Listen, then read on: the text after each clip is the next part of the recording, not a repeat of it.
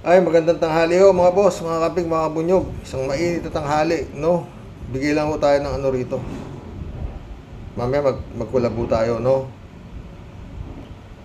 Bigay ho tayong komento rito. Reaksyon dito kay Mima Alicia, ha? Galit mga DDS, hindi kasali si Inday sa effective leader. Oh. Ni Kadigungan guys ang magsisiiyakan po sa inilabas na survey sa mga most effective cabinet official. Wala dito si Inday. Wala guys. Paano kasi puro lang pa-picture? Paano kasi puro lang pangingialam sa ibang issue? Eh ginagampanan niya yung ibang issue pero yung issue sa Department of Education nga. Di ba? Kaya paano siya masasali dito sa most effective cabinet official kung hindi naman talaga siya epektibong check. Hintayin mo Mima yung most defective na cabinet member. Check number 1 yan. Si Sara Duterte. Most defective. Hindi effective, Chairperson ng Department of Education. So ngayon nga po guys, ito yung balita. Abalos tops. Good job, Abalos. Good job po sa'yo, magaling ka. Abalos tops survey. Tamang duda rin ako dyan mga boss, si Abalos. Kasi nung panahon na unang-una pa lang na upo ni Marcos, pinatawag ni Duterte yan. Hindi tinawagan, pinatawag. Pumunta ng Davao yan. Para may siya sabihin sa kanya napaka-importante siguro ng sinabi ni Digong. Pwede namang, di ba? Pinatawag, pumunta sa Davao yan si Abalos. On most effective cabinet officials, Department of the Interior and Local Government or DILG. Tsaka yun nga, wala pa yatang nahuhuling matabang isda rin niya si Abalos. Si Bantag, wala. Diba? Si Tebes, wala din. Si Kibulog, wala din. Diba?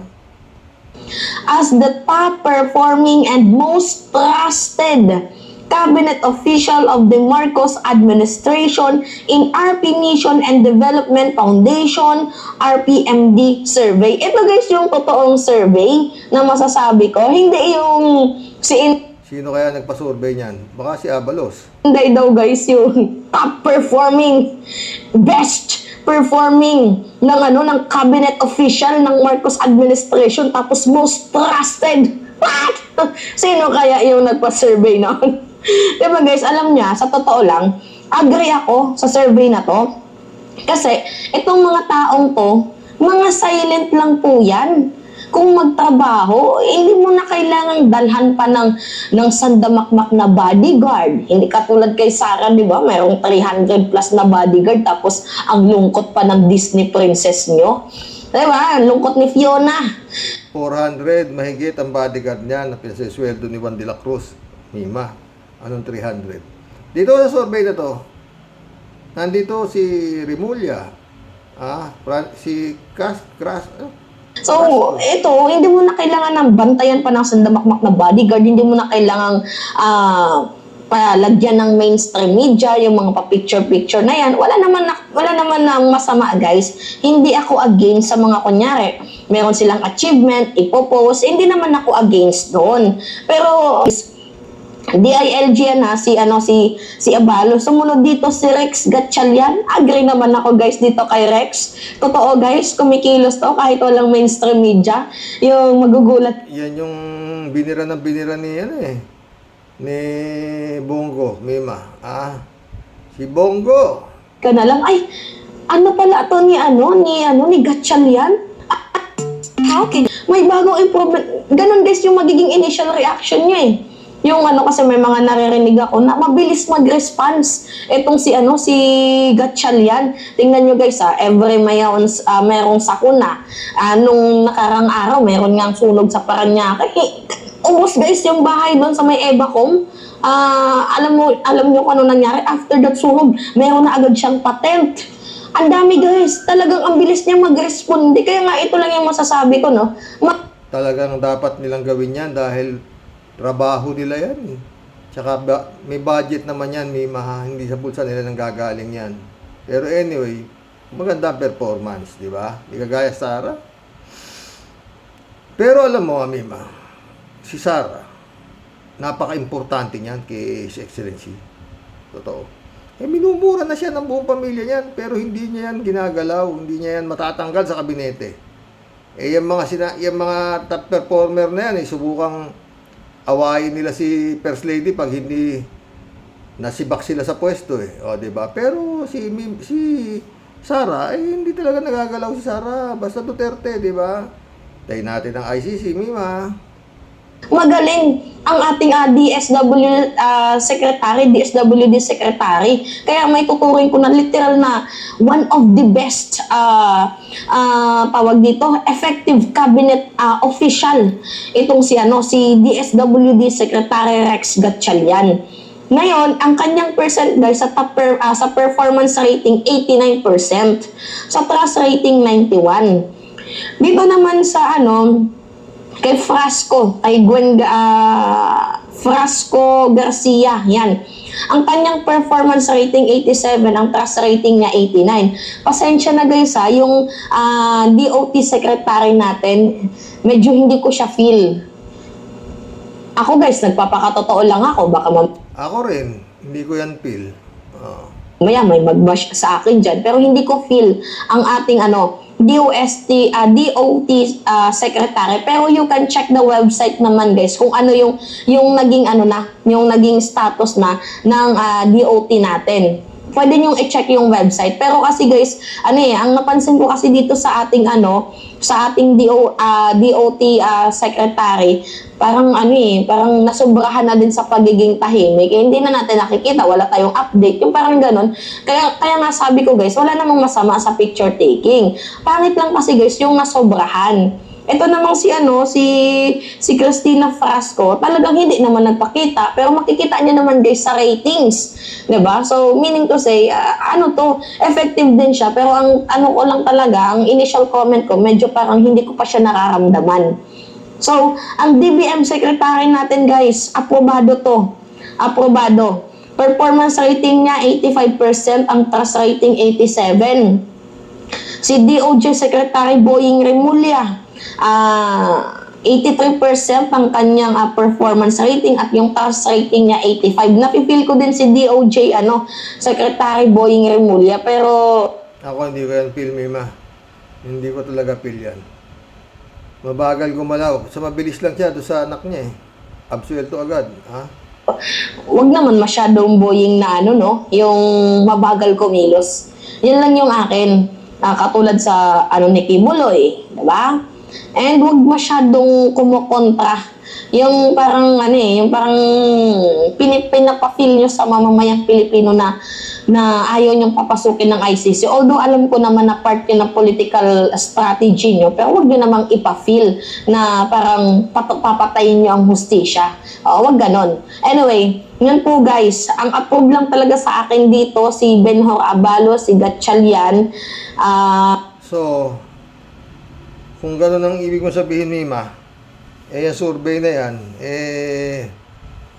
kaduda-duda. Dahil hindi naman approve sa lahat di ba? Ako rin, duda rin ako dyan. Kaya siguro, baka tama yung survey ni His Excellency na pinakamagaling sa lahat ng kanyang kabinete. Para sa kanya, si Sara Duterte. Ewan ko kung tama ako, Mima, pinakamagaling para sa kanya si Sara Duterte sa lahat ng kanyang cabinet member, Kasi minumura na siya ng pamilya, pinagre-resign na siya ng pamilya, kinukudita na siya ng pamilya. Pero sobrang galing ni Sara kaya hindi niya matanggal. 'Di ba? Yan, yung dalawang yan. Medyo 50-50 pa ako sa tatlong to. Pero, yan yung sabi ng survey. Pero guys, yung nafe-feel ko dito is yung kay Abalos talaga, pati kay Rex Gatchalian. Anyway, iba po sila kay Sara Duterte, no? Tingnan nyo si Sara, may pa-picture taking na naman. Kita niyan? Nagpa-picture taking na naman, Sabi dito sa Sunshine Media. binisita ni VP Sara Duterte ang Lana National High School ng bayan ng Tamuini, Isabela sa pangalawang Tumawini Isabela yan, Mima. matatag K-10 Curriculum Pilot School Implementer upang masiguro na maayos ang implementasyon at kamustahin ang mga guro at mga mag-aaral hingil dito. Masyadong nasobrahan sa picture taking. Tapos siya Sobra ka nga sa picture taking, Sara. Pati yung binigay mong award na pulburon doon sa matalinong bata na 1 linggong pulburon yan, sarap yan. Bakit may picture pa? Anong class? Pero approve yata kay His Excellency yung mga ganun style. Kaya hindi niya sinisibak to no? siya na din mismo yung umamin na hindi niya ni-review ang K-10 curriculum. Yes, guys. Inamin niya yan last year na hindi niya ni-review. Tapos ngayon pupunta siya para sa K-10 curriculum para bisitahin niya mga teacher. What the fuck? Ano ba naman yan, Inday? Para naman ginagawa mo kaming bata. Ay, ito pa yung isang picture, nagtuturo man ko na siya sa mga guro, pero siya yung walang experience sa pagiging teacher.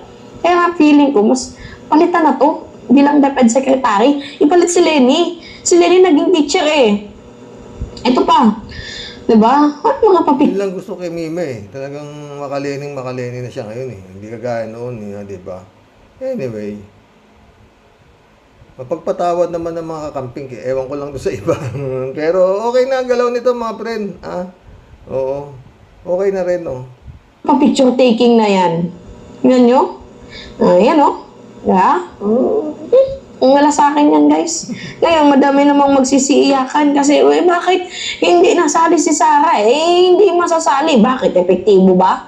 Kung epektibo siyang cabinet official, masasali siya. Ang hintayin mo, Mima, yung most defective cabinet official. At sigurado baka number 1 yan, no? Meron ba survey na gano'n, most defective? Ang dami mo kasing trabaho, Sara Duterte. Vice President ka na. Co-chair ka pa ng NTFL crew, LCAC, hindi mo. Lord. Tapos, yun nga, yan.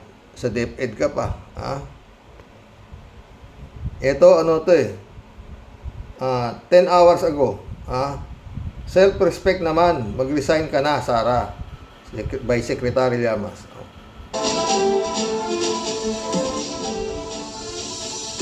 Kung kinakailangan maging sobrang matalino, mataas ang IQ, para isipin na yun yung direksyon nitong spontaneous na interview na to.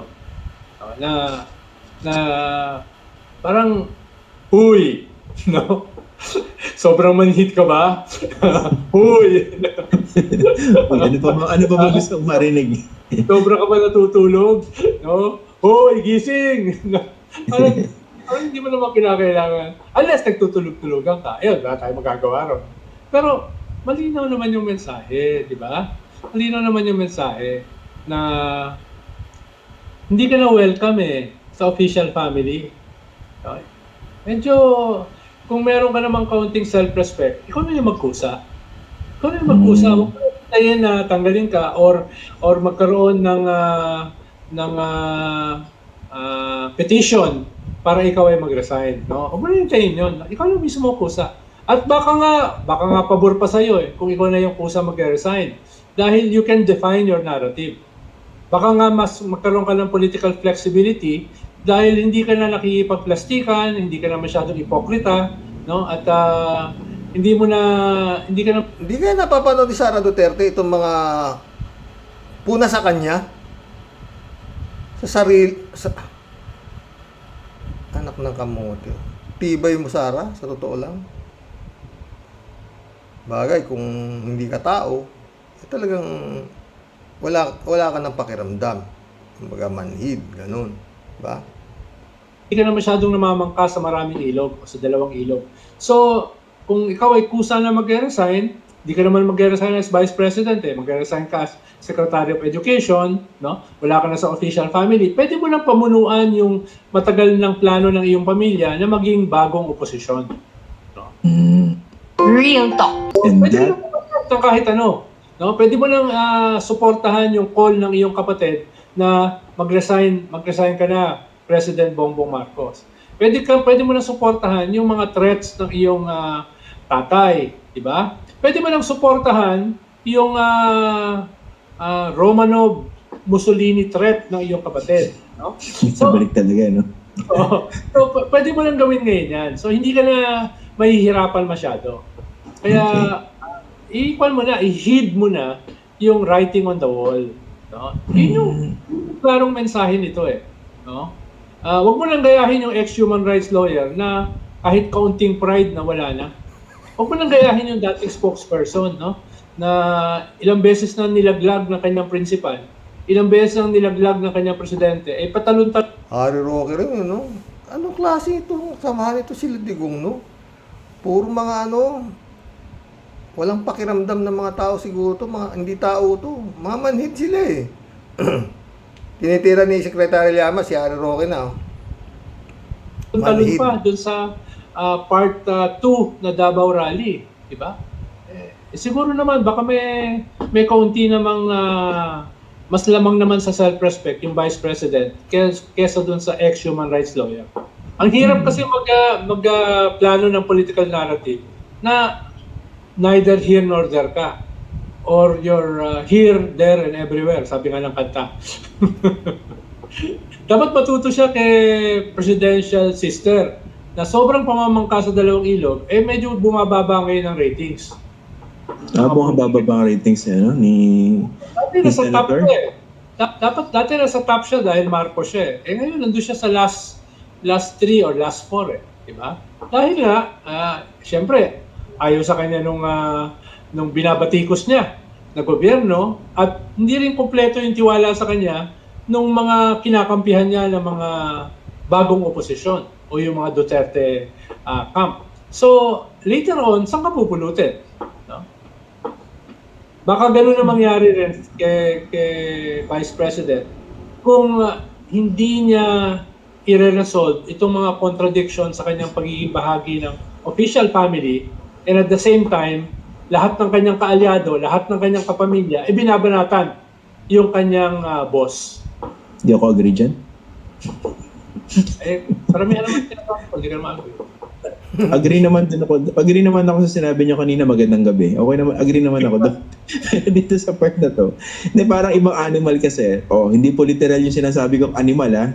Ibang animal yung Sara Duterte. I mean, as a political figure. Again, inuulit ko po, sa mga hindi nakakaunawa ng paggamit ng tamang lingwahe, when I said animal, hindi po yung literal na animal. Okay?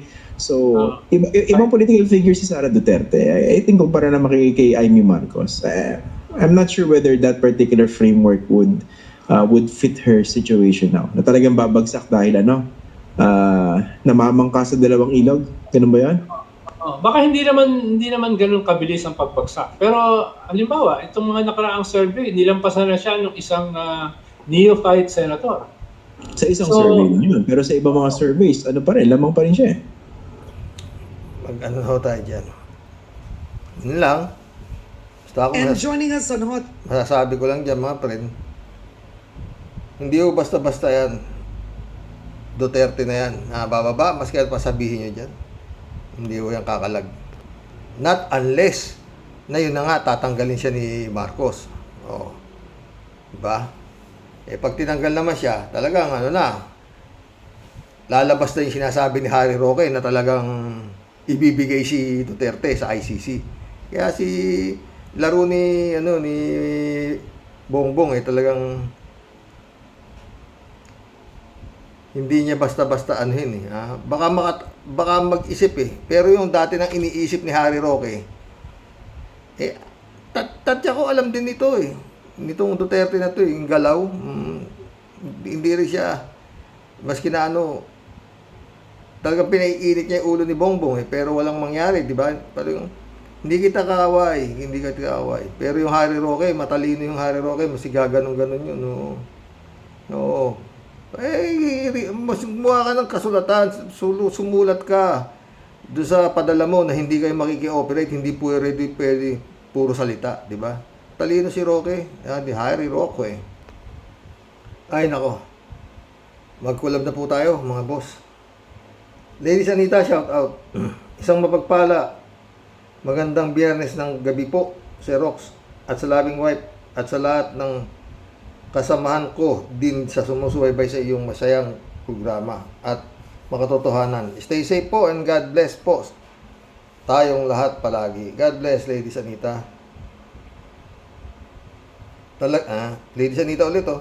Talagang yan si Duterte shit ang pinaka bastos worst na naging presidente of the Philippines. Sang-ayon ako sa iyo dyan. Nakakahiya. Karapat dapat ngang madisbar yan. Inutil at estupido na killer na drug lord pa. At leader sila ng Davao ng droga. Kung taga Davao ka. Noel Tenko, shout out. Karoke, malamang ang alas ni Duterte kay BBM ay yung pareho silang nandaya at sa last two election kaya di makapalag si BBM kay Digong. Ating alam, tanging Diyos lamang ang nakakaalam. Daisy M. Magallanes, shout out. Dapat lang madisbar ang walang hiya na yan. Watching from Turin, Italy. Good evening po, sir, and God bless. God bless, Daisy. Chupisto Bunaaw, shout out. Good PM, Kuya Rox, at sa mga ka-warriors. Kuya, siguro nga po, peke ang obispo na yan. Kasi kung hindi pinatawag na nga po siya ng simbahan. Oh. Hindi. Wala akong kilalang obispong ganyan. Pare nga, walang gumagawa niyan eh. Oh, maraming gumagawa niyan, yung mga kagaya ni Kibulog, o yan, mga pastong-pastong. Kalat ni Baya, shout out ha. Long live, sabi ni Kalat ni. Chupista Bunao ulit oh. Naku kuya, sana okay lang po ang apo mo. Get well soon, ingat po palagi. Sana, salamat sa prayers nyo, Chupista ha. Sana. Hindi siya pababayaan ni Lord. Malakas ako dun. Lord, please.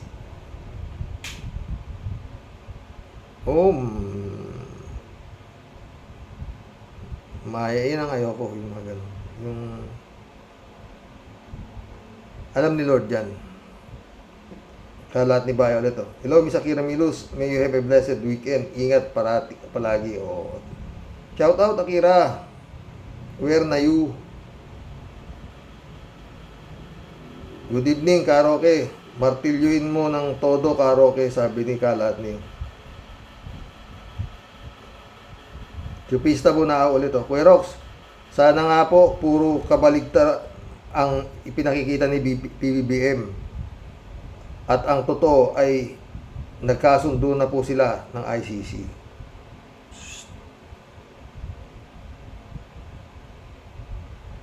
Arlene Tayam, nak, shout out ha. Tanggalin na yan sa pagka-abogado na halimaw na Duterte na yan. Huwag kayong matakot kasi pag nakulong na yan, si Halimaw na Digong, hihina na ang galamay niyan kasi matatakot ng gumalaw. Talaga. Yun nga ulo eh. Arlene Tayam ulit oh. Pag nakulong na yan, si Demonyong Digong na yan, unti-unting malalagas ang mga aliporis niyan. Kasi matatakot na silang gumalaw. Oh, di ba? Pwede. Mainit ang ulo mo, Arlene Tayam, kay Digonggong ha. Hindi ba matutuwa dyan? Amando Cabrera, shout out. Good evening, Karox. Matanda na si Digong kaya wala na sa katinuan ng pag-iisip kaya posibleng madisbar pa yan ng IBP. Ang maganda dyan, bigay na lang sa ICC ni PBBM. O, yun nga hintayin natin. Alin tayo ulit o. Tay, ang solusyon na lang sa ganyan kung ano ang ginagawa niyan ni Digong ay gawin din sa pamilya niya. Dapat mag-hire ng magaling magbaril. Barilin na yan. Galit si Arlene. Kasi kulang pa ang buhay niyan sa pinapatay niya noon. Ay, nako. Federico Mandak, shout out. Grabe talaga ang takot na ginawa ni Duterte sa taong bayan. Isipin mo yun, kahit yung dating presidente ng IBP ay takot din, o di ba? Sabi niya, sinong maglalakas ng loob na magsasampa ng disbursement kay Digong?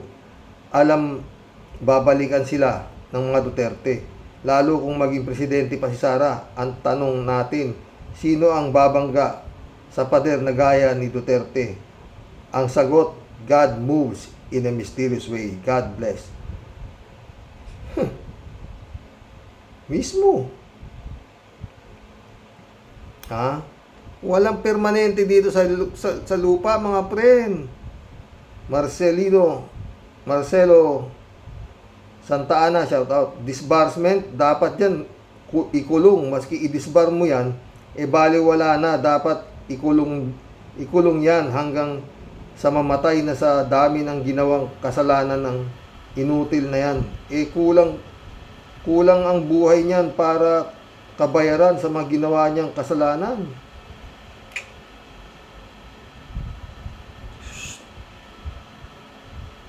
Romeo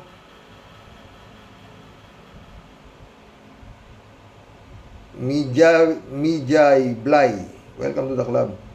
The law applies to all. No one above the law. Yun ang sinasabi ni Digong.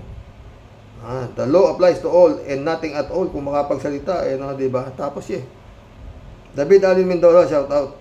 Hi po, Karo. Good evening po sa lahat. Wala po talagang mga ngahas na magsampa ng disbursement kay Digong. Tingin kasi ng mga dutae ay above the law na nga sila. Pero antayin na lang po natin ang karma. At malapit na po yan dumating. Yun sa kanila. Shout out po, Tia Deli. Nakakatuwa po mga komento niyo. Puro kininam ang naririnig ko sa kanya. Alin tayo ulit, Sa palagay ko niyan, tay, ang bibig ni BBM ang sinasabi di makiki-operate, pero ang totoo niya may basbas ang mga ICC ni BBM. Medyo may kapareho kay Digong. Sasabihin di tatakbo pero ang totoo tatakbo. Yun.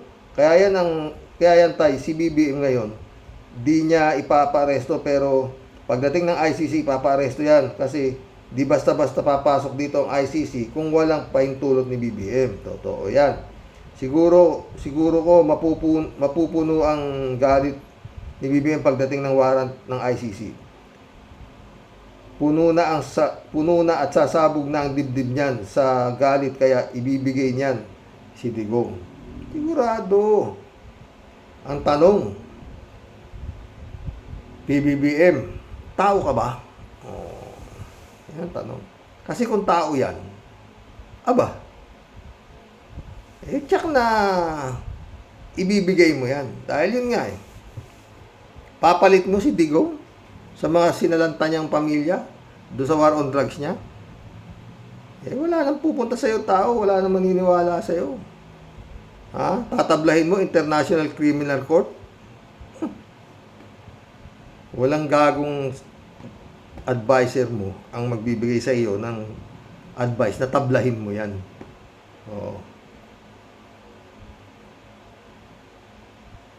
Dan Bito Channel, shout out. Dapat mag-rally ang mga biktima ng war on drugs. Di ba? Yung sasabi ko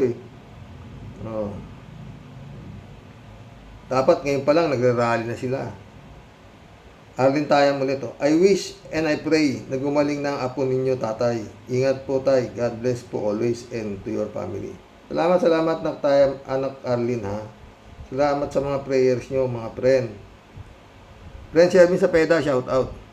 Christiansen, July 7 Alcantara, shout out sa inyo, mga friend. Friend Amy Bingson, Dolor Garcia, shout out, mga boss. Sabi ni Impong Basya, Impong Basya, ang Team Tia Deli is in the house po, Sir Rox. Bumabati po ng may ngiti at mapagpalang buhay po sa buong team Rocky Warriors the Great. Sir Rox, anong above the law? Anong above the law, ha? Bakit? Sino atapang dyan? Mas malupit pa kaysa sa Hitler. babanggain nyo. Naku po, Jesus Maria Joseph Xerox. Sa umpisa pa lang, may pumapalag ba? Kahit alam po natin na yan puro dadalang at tunay na bahag ang buntot sa tunay pong labanan. Wala naman pong maglakas loob kahit pitik.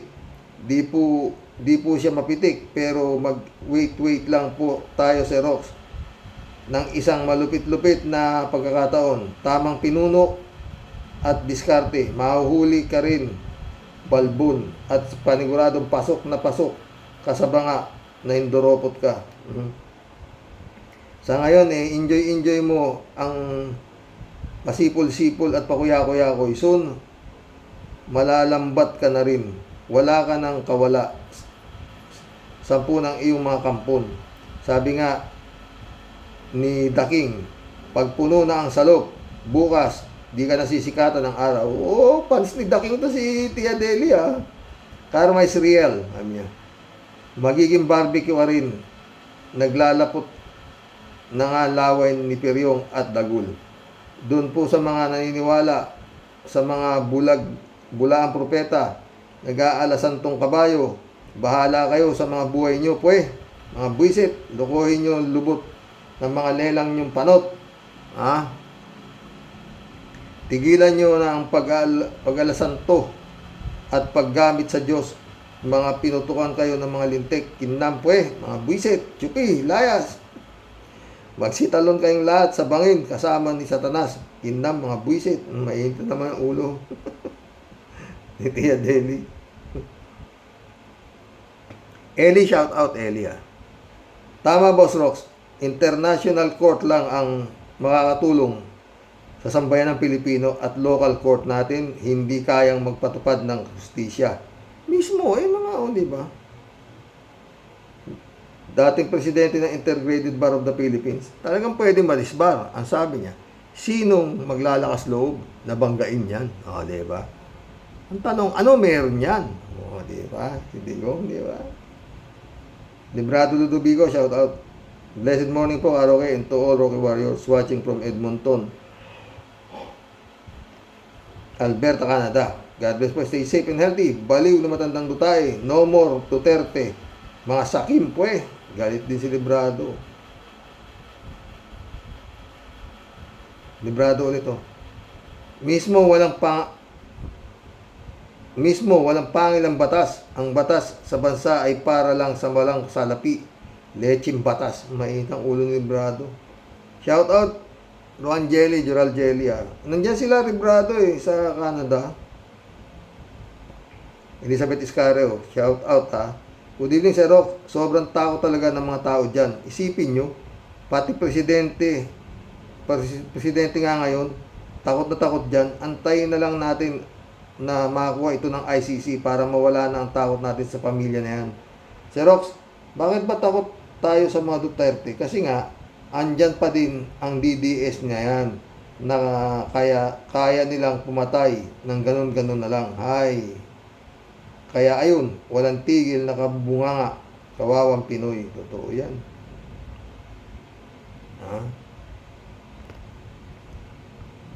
Ferdinand San Juan, shout out. Good evening po, Karox.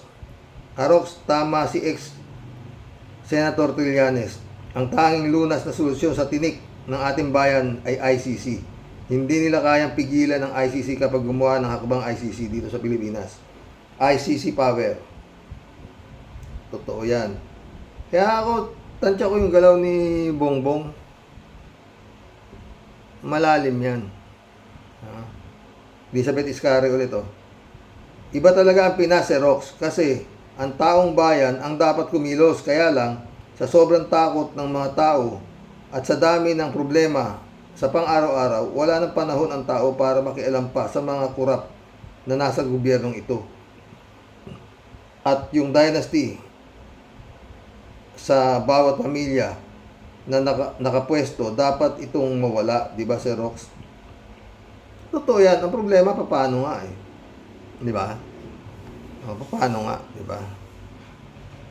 Sammy AJ, shout out Karox, mahal ka namin. Tunay kang tao at Pilipino. Salamat, Sammy AJ Mahal ko din kayo naman.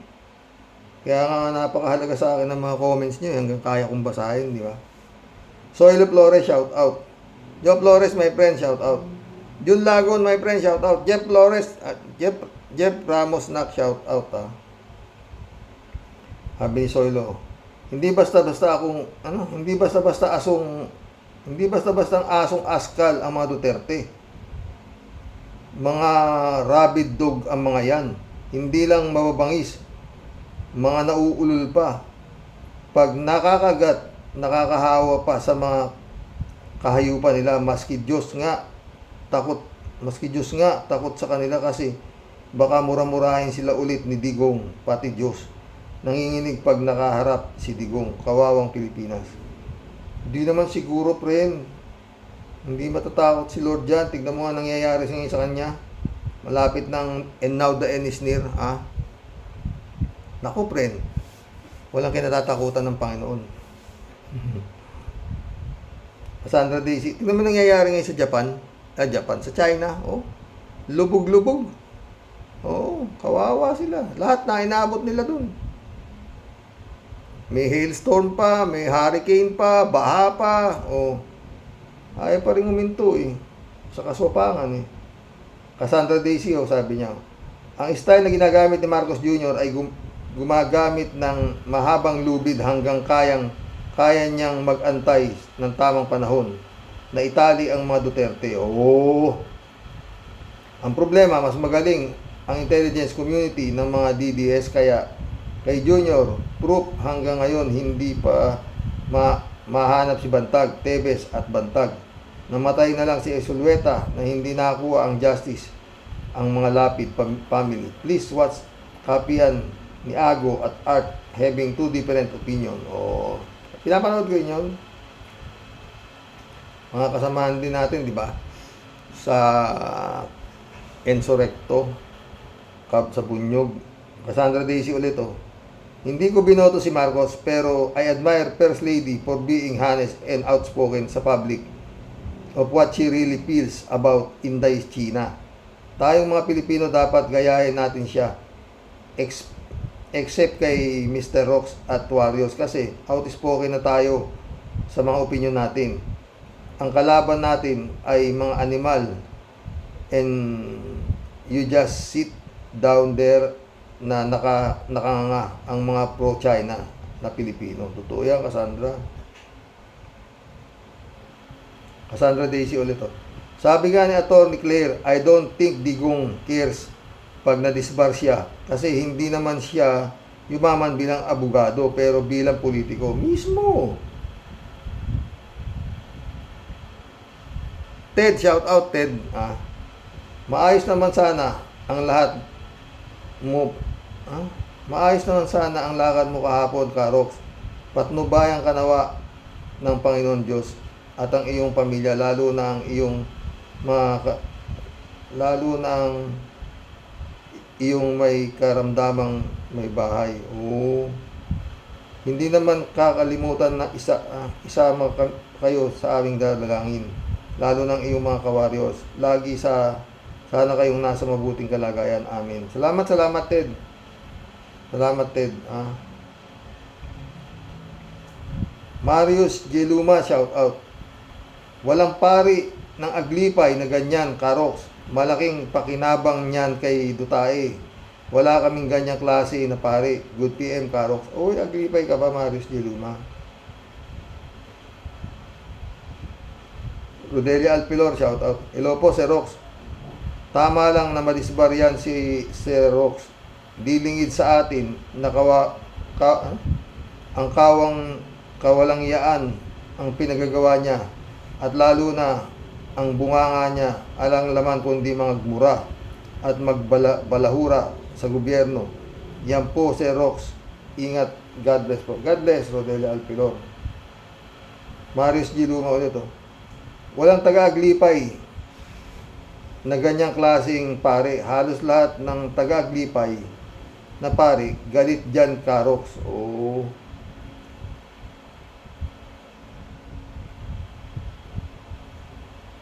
MS Paulo, welcome to the club. Minsan nangyari, minsan nangyayari at nagagawa ng tao yan dahil may impluwensya at abusado, pero susuko naman sila sa Diyos at mananangis sa pagbabayad ng mga kasalanang ginagawa. Totoo yan, MS ha. Eto, may nakapasok na isang ano rito syunga. Ito. Buti walang sumasagot. Buburahin ko na sana ito eh. Tignan mo, isa lang ho ito, tatanga-tanga ito eh. Sabi niya, kahit ano pa sabihin ninyo, nakatatak na sa isip na diwa ng mas maraming Pilipino ang mga nagawa ni Digong para sa kapakanan ng bansa at sambayanan. Baliw, no? Di ko na binasa yung pangalan mo, baka sumikat ka pang tanga ka. Jane L, shout out. Sabi niya, maari ngang above the law si Diggs sa sobrang lakas ng puwersa niya. Kakampi ang China. Pero sa Panginoon Diyos, sino siya?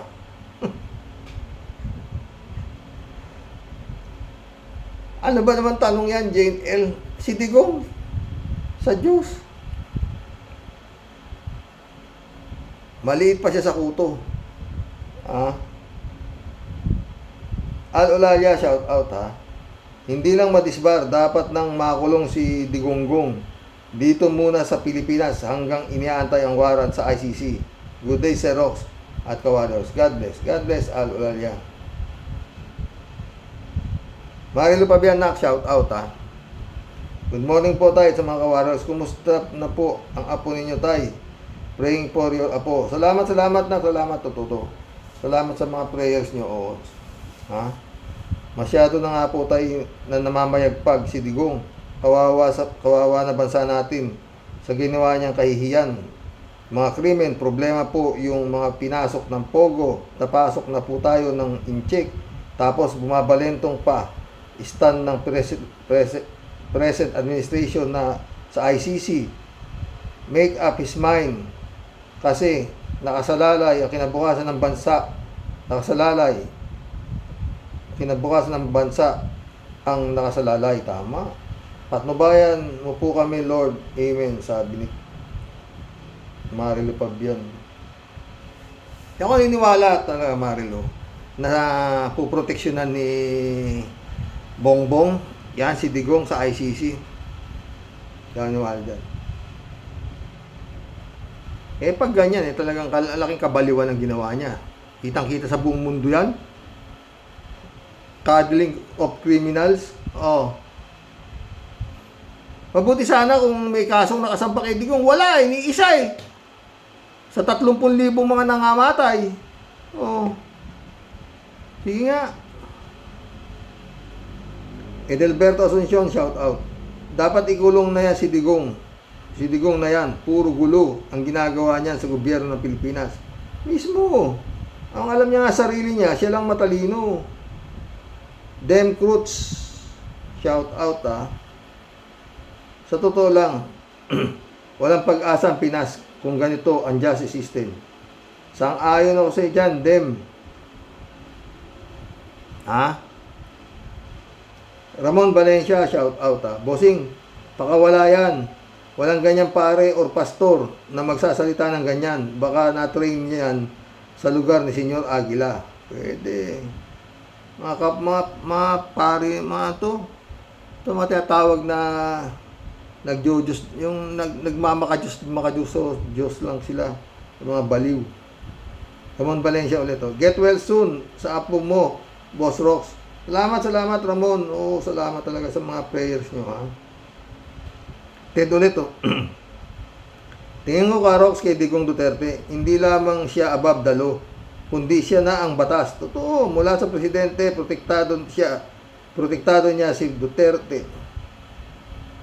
Ayaw isuko sa ICC. Kung totoo nga ito ang DOJ imbis na kondinahin ang pumatay ng libo-libong tao, ang gusto pa nilang kasuhan ay yung mga nakikipagtulungan sa ICC.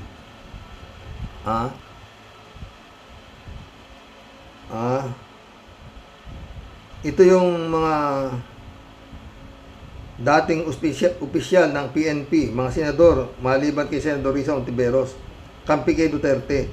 Mismong si Duterte, abusado at walang kinikilalang batas. Matagal na rin akong naniniwala na siya ay isang drug lord. Bakit kaya nila kinukonsinti si Digong Duterte? Malaki pera dyan eh. Siyempre, kailangan mahusay kang magtapal. Para si El Chapo, di ba? Ang problema kay El Chapo, nagbabayad siya sa gobyerno. Si Digong, kung totoo na drug lord siya, nanggagaling sa gobyerno yung binabayad niya sa kanyang mga alipores, di ba? Nelson Batalones, shout out Comelec ang ugat ng lahat. Kaya kung sino-sino na lang ang nakakaupo sa ating gobyerno, yan ang tunay na salarin sa taong bayan, di po ba? Sang-ayon ako sa iyo dyan, Nelson Batalones. Ang galing mo. Mary Grace Santos, shout out Good day, Karox. Sana po may matapang o sana si Engineer Toto o si Senator Trillanes ang magsampa ng disbursement kay Duterte. Si Trillanes na ang nagsampa ng kaso sa yata sa ICC, di ba? Yan kay Digong. Galit mga supporter niya pag sinasabing El Chapo siya ng Pilipinas. Dahil sa takot ng karamihan, alam na di kaya di lang siya punisher, baka mambabarang pa, kaya sila takot. Ano lang tanong lang, sabi niya. Salamat and God save the Philippines against the evil ng taga Davao.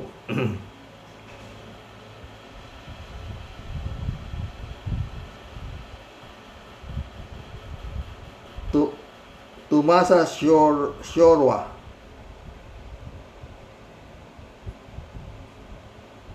Tumasa Roa. Welcome to the club. Duterte's are above the law. Ngayon nga, nakikialam sa ibinoto ng milyones na bagong presidente. Ex na nga siya. Ang tatay, maraming napatay na adik daw without due process during his time. The thing is, mismong ang ex-president ang nagsabi na noong prosecutor pa siya ay nagpa-plant sila ng evidence. Paano tayo makakasiguro na noong war of drugs ay hindi rin planted ang karamihang ebidensya? Karamihan doon planted, mga friend. Ang anak na babae nanununtok ng sheriff na ginagawa lang ang trabaho. Ang anak na mayor ay gumagawa ng sariling batas na war on drugs din daw. Para silang mafia, mga untouchable. Diyos ang katapat nila. Lahat ng kasamaan ay may kawakas. Totoo yan, Tumasa ha. 3JCO po. Hello, Sir Rox. Ang palagay ko, kaya talagang malakas si Diggs, hindi dahil sa suportado siya ng mga general, kundi general ng mga incheck. Natatandaan mo, nasabi ni Diggs, na pag inaway siya o sinugod siya, militar, tatawagin niya ang militar ng China. If we are smart enough, gets natin dapat kung ano ang ibig sabihin ni Diggs. O, di ba? Tignan natin, 3JCO. Pag nandiyan na yung ICC, malapit na magsara ang tilon. Pag pinroteksyonan mo yan, His Excellency, talagang may tama ka rin. Sabi 3JCO po ito. Sa palagay ko pa rin, Sir Ross, kung maski ang presidente ng Pilipinas ay yuko kay Diggs, meron pa rin dapat katakutan si Diggs. Walang taong walang kinatatakutan, kahit ikaw pa ang pinakamatapang at pinakamakapangyarihan sa mundo. Meron at meron mas higit pa sa iyo. Kaya meron at merong kinatatakutan din niyang si Diggs. At yan ang ICC mismo. Pero minumura lang niya ICC. Minumura niya. Siguradong nakikita naman ng ICC ginagawa niya. Binababoy niya rin pati ICC, di ba? Kaya titignan natin. Pero nagsabi Pag ang ilog maingay, mababaw yan. Kaya nga sabi nga ni Wally Carbonell, hinamon. Hindi raw sumipot yan eh, di ba? Draw. Oh. Sabihin, duwag. Yun din ang sinabi ni Trillanes. Yan digong na yan, duwag yan. Marami lang tauhan yan. Oh. At yun nga, halang ang bitukan yan. Hindi basta-basta makapapahuli yan. Oo. Gagamitin yan lahat. O. Kaya alam ni Digong, alam ni Bongbong ang kanyang gagawin dyan. Reynaldo Gonzales, sabi, para sa akin, Sir Rox, di nakarapat dapat pang idisbar si Duterte. Nasabi lang ng abogado siya pang mapaglabag sa karapatang pantao at pagpatay. Hindi na irespeto disbar yan. Dahil dalhin na yan sa ICC at panagutin. Yung dapat, di ba? PJC ulit oh. Si Rox, sobra na talaga si Diggs. Kung tutuusin talagang above the law na siya, pero kung takot talaga si BBM kay Diggs, merong magagawa si BBM. Hindi niya kailangan kumilos o hindi kailangan siya ang kumilos para mahuli si Diggs ng ICC. Kailangan ni BBM ang tulong ng, let's say, USA o ng ibang superpowers. Let the US do the job na malinis na kahit ang China walang clue kung sino ang gumapang para ipahuli si Diggs. Sabi nga ni Kimo, ang tawag dyan, demokrasya.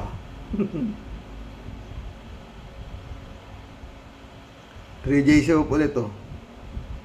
Kaya sa palagay ko, Sir Rox, nasa tingin ng ibang tao na mahinang klase si BBM, kasi nga, sindikato ang nasa likod ni Diggs. Di ba sabi ni Trillanes na si Pulong member ng Triad, yung tattoo niya sa likod, tattoo ng Triad. Kaya di basta-basta makakilo si BBM. Kailangan ng diskarte dito. Mismo. Reynaldo Gonzales ulit to. Bilang tae, naging presidente si Dutae, kaya bumaho ang imahe ng international community ng Pilipinas dahil sa bilang tae. Patay tayo dyan.